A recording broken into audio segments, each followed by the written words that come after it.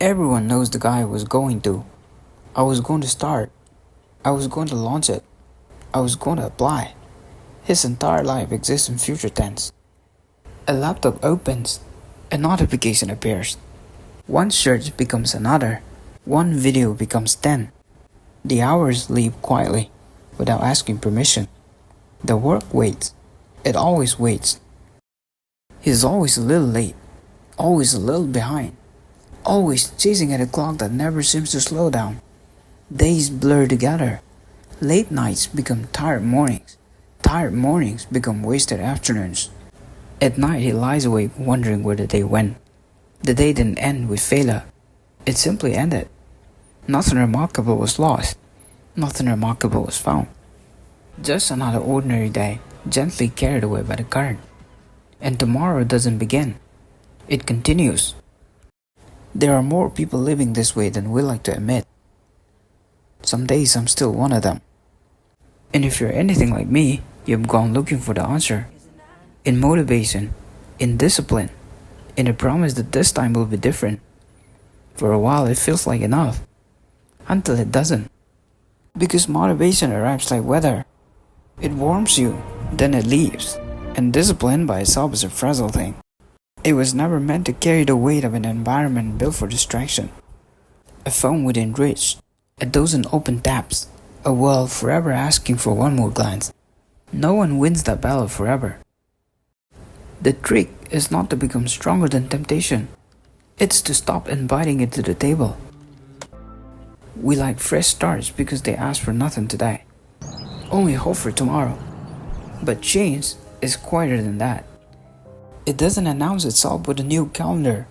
It arrives on an ordinary Tuesday when you choose a different ending than yesterday. Not because you become a different person, because you've stopped waiting to become one. The people who seem impossible to distract are rarely extraordinary. They simply make fewer decisions.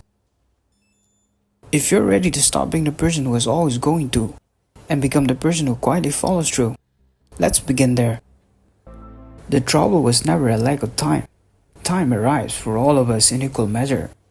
Attention does not. Each day, something is waiting to claim it. A glowing screen, a restless thought, a voice insisting that this can wait until tomorrow. Little by little, your hours are spent answering invitations you never meant to accept. Until one day, your life no longer feels chosen. It feels inherited. But you don't reclaim your life in one extraordinary decision.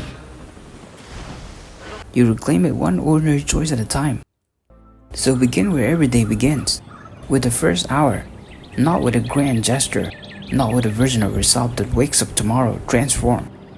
Start by waking at the same time, not because mornings are magical, but because a steady beginning gives the rest of the day something solid to stand on.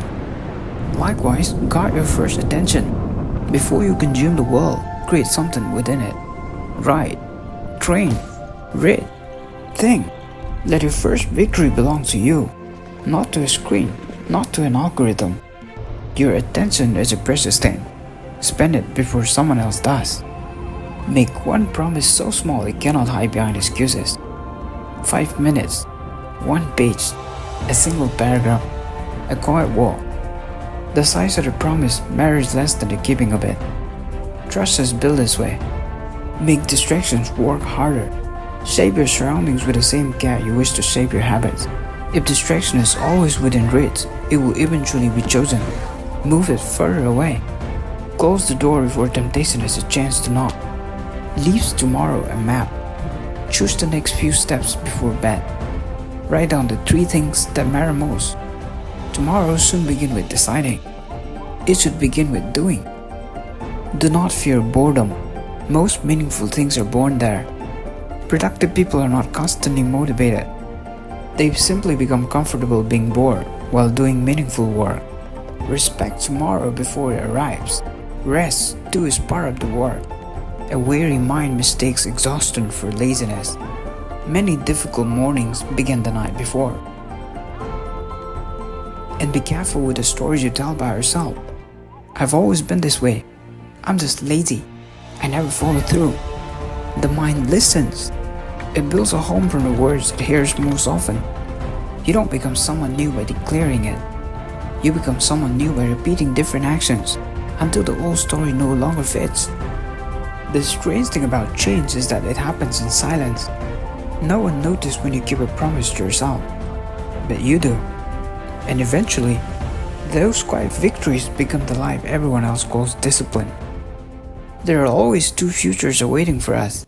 The first asks for nothing, only that you continue as you are, not as the one who failed, as the one who intended to begin. 5 years have passed, nothing shattered, nothing burned, nothing changed.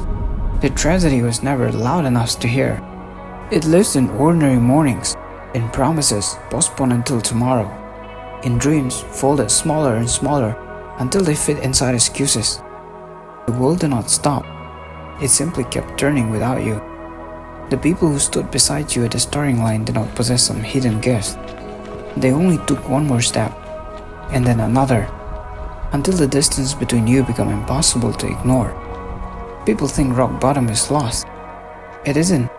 Rock bottom is standing in the life you built by accident while remembering the life you could have built on purpose. It's realizing the door was never locked. You simply never walked through it. But there is another future.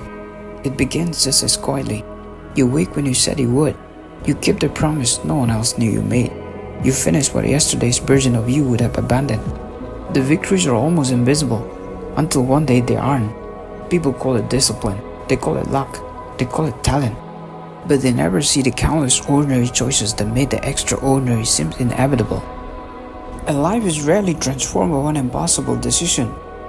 It is shaped by 1,000 ordinary ones. So choose carefully, because every day is a casting vote for the person you're becoming. The decision is made long before the result appears. One life ends with, "I was going to." The other begins with, "I did."